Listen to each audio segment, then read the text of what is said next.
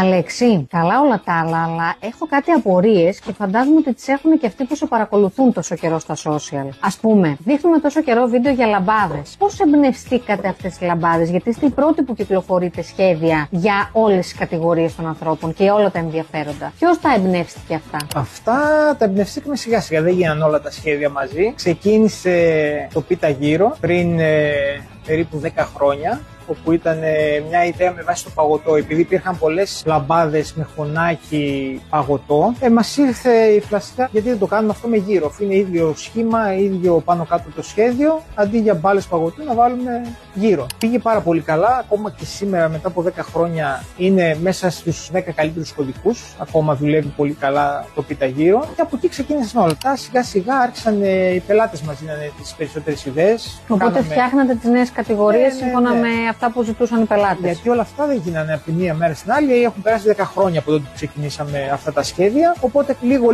έχουν προστίθεται κωδικοί. Και αυτά όλα τα περίεργα είναι γύρω στους 500 με 600 κωδικούς. Α, ωραία. Γενικά όλα τα διαφορετικά σχέδια είναι γύρω στα 2.000. 2.000. Μαζί με αυτά, με τα κρεμαστά και με τα διάφορα τα πιο απλά.